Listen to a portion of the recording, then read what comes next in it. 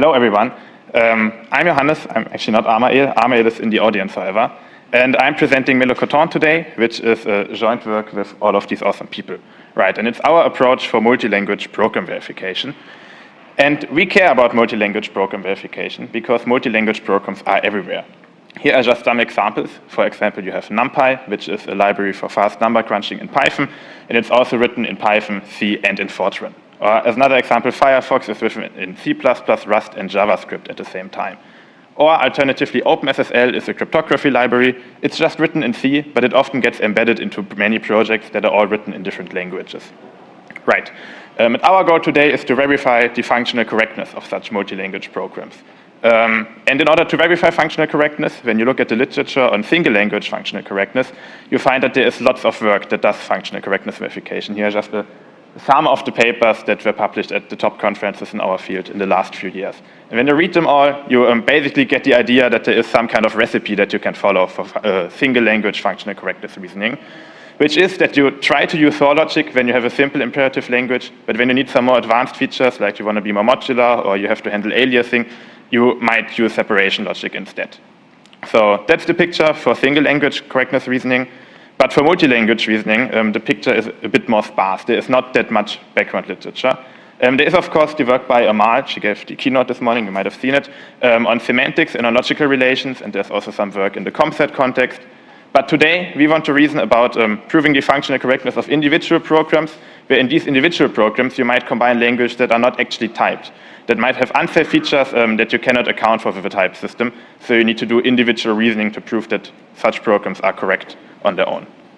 Right, so the literature is a bit more sparse, the question is more open. How do we actually go about reasoning about these programs? And to start, we should first look at an actual multi-language program in the real world to look at what it looks like so that we can figure out how to reason about it. Right, and we're going to combine OCaml and C today. These are the two languages we focus on in this talk. And your example multi-language program in OCaml and C might look like this, that you have some C function. Let's say it's hash pointer. The idea is that you pass it an integer and then you hash it. And let's say that this is implemented in OpenSSL and it's a very long and complicated method, and we really don't want to port this to OCaml. We would much rather just use the existing C function in our OCaml program.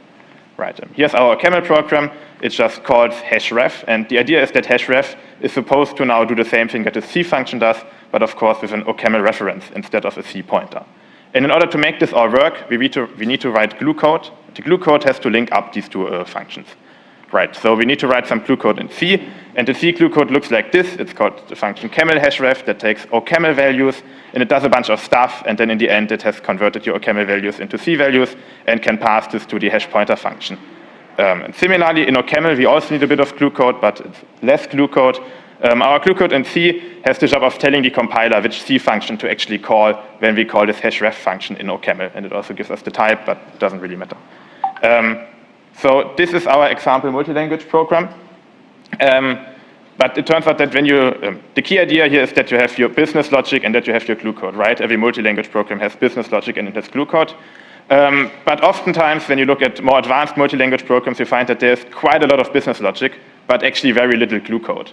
And the idea is that when you write your business logic, for example, you write your OpenSSL C library, you really don't want to care about all the other languages that might get linked with the C library. And all you want to focus on when you're writing OpenSSL is just writing a correct C library.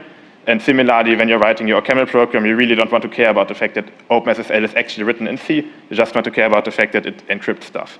And it's the job of the glue code to make sure that this reasoning actually works, right? The glue code has to make sure that we can link those languages together in a way that we can then later forget about the fact that we're actually mixing two different languages, and we can mostly reason as if we were in a single language.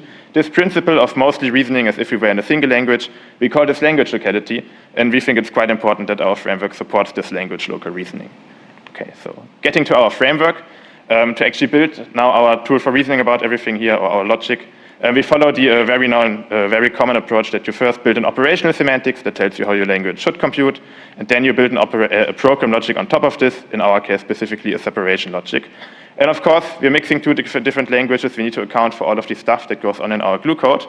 but we also want this language local reasoning. And the way we get language local reasoning specifically here is that we assume that there are already existing semantics for OCaml and C, or in our case for idealized versions of OCaml and C, and we just take these existing semantics and the existing program logics and we embed them into our combined semantics and program logic, so that if at any point in our program we're in a part of the program that is just written in a single language, we can just drop down to this level of the single language program logic and then reason the way you would normally verify a program, ignoring all of the multi-language part.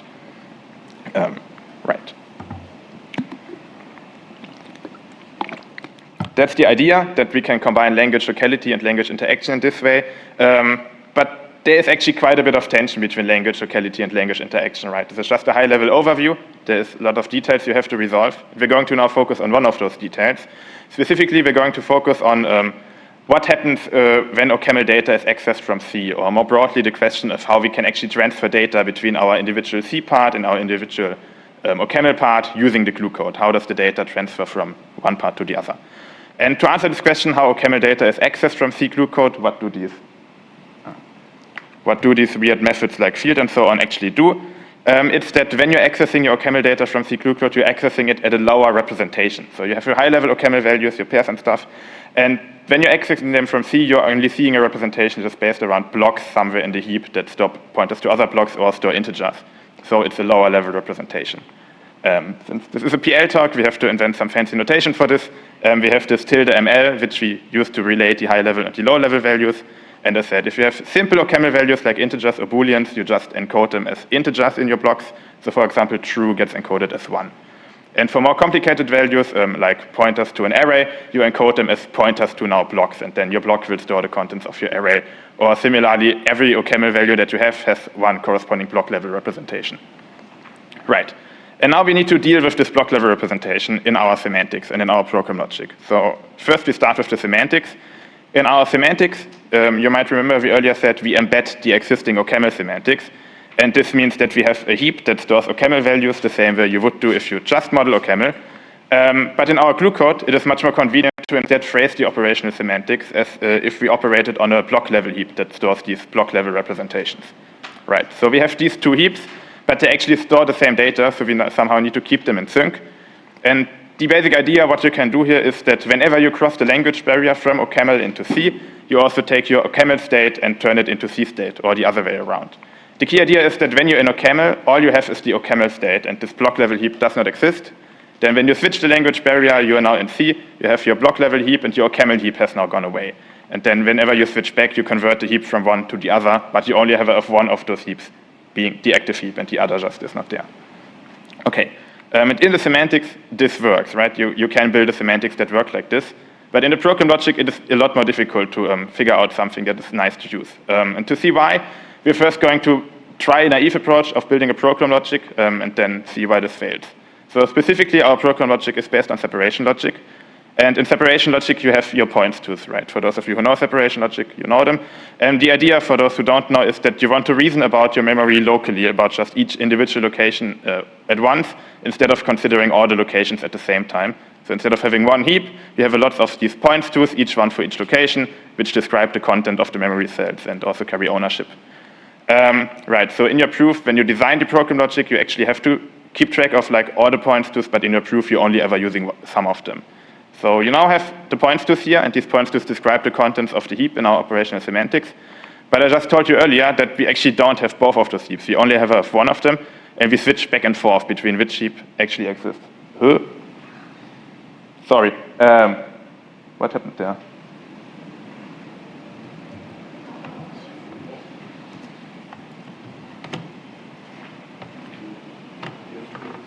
I'm no longer connected.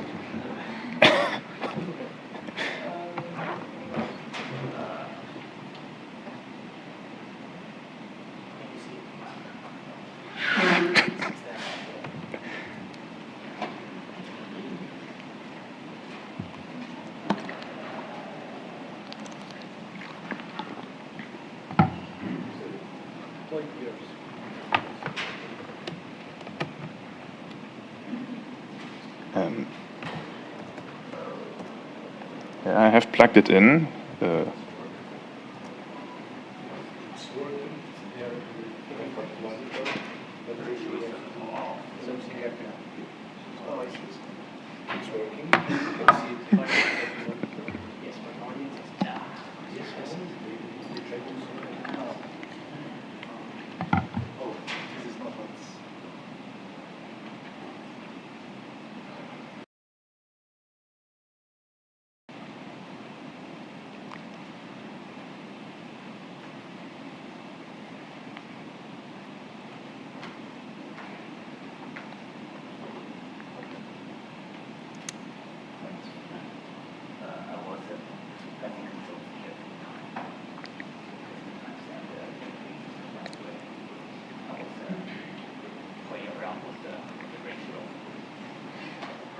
So how is everyone enjoying the conference?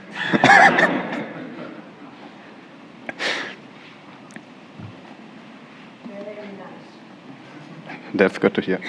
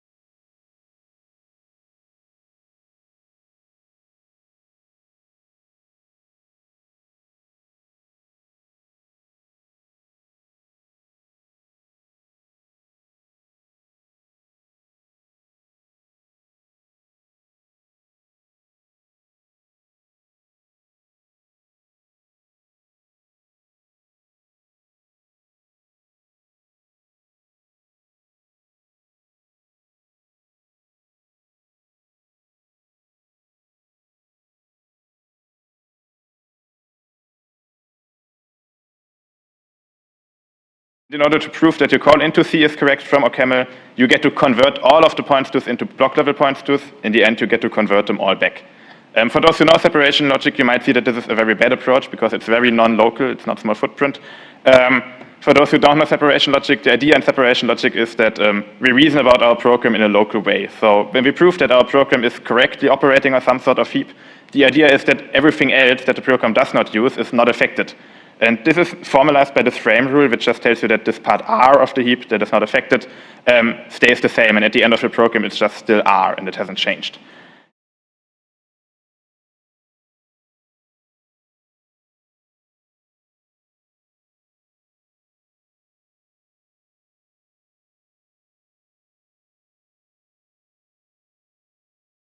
Which switching doesn't allow it because it forces you to convert all of your points tooth. But you actually don't care about all the points tooth. Most of them you will just not use. And this is what makes this rule bad in separation logic, and we want to have a better approach. Right, it breaks when you switch the language.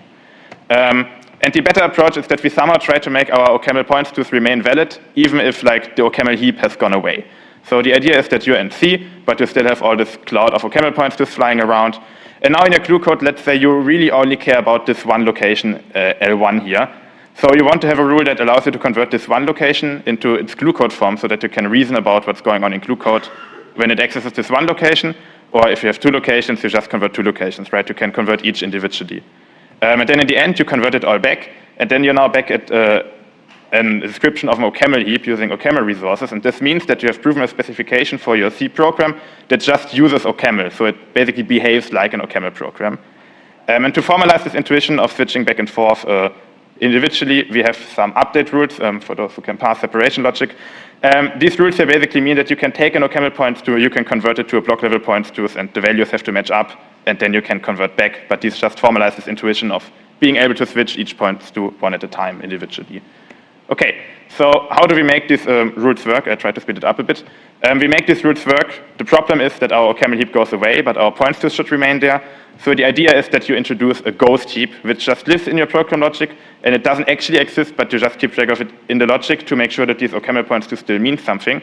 But this OCaml ghost heap cannot be any ghost heap. It specifically has to be like the high-level encoding of what is currently going on in your glue code, so that you're able to reason about the low-level effects that your glue code has at a higher level.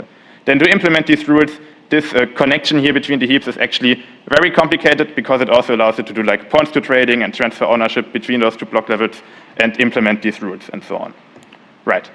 So this is like one of the problems that we had to square in Melocoton, which is how we can connect language locality and language interaction in just this particular instance when you have to transfer the data. There are some other problems that show up, like reasoning locally about external calls. And also we consider much more features of the OCaml FFI than I've just shown you. There's also garbage collection going on. We glossed over this totally. We handle like callbacks, which is when you pass higher order functions around. And then we have some case studies for all those features. And a very nice thing that we think we have is that we think is nice, is that we have a logical relation for your OCaml types that does prove that your OCaml language is type safe, but it also tells you what your C functions need to fulfill for properties if you want to claim that your C function is safe at an OCaml type. Right. Everything we've done is mechanized in Coq on top of Iris. For technical reasons, we use transfinite Iris. And that's basically it. We have Melocoton, where we try to combine language locality and language interaction. For more information, you can follow this link. Thank you.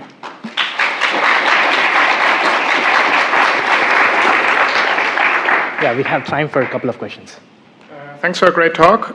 How close would you say does this get us to taking some C verifier, let's say from a C, and combining that with like an existing OCaml verifier?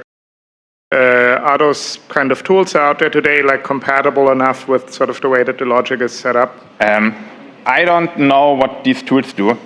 I guess I have to leave. I don't know what these tools do, unfortunately, but like the whole idea behind our work is that you verify that these switching rules are correct, and then you can hopefully implement them in your like automatic verifier without having to think about them too deeply. But it would depend on the verifier. I'm not too familiar with automation. But we can talk about it later if you are more interested. Hi. Two questions.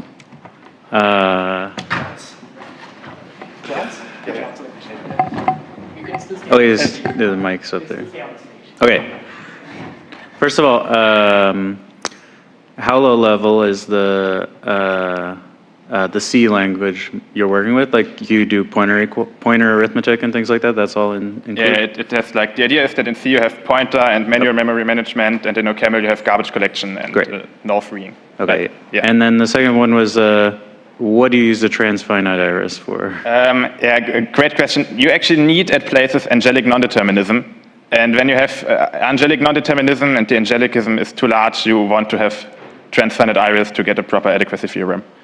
But we can talk, like it's a bit more intricate for just like 20 seconds. So. Okay, let's thank the speaker again.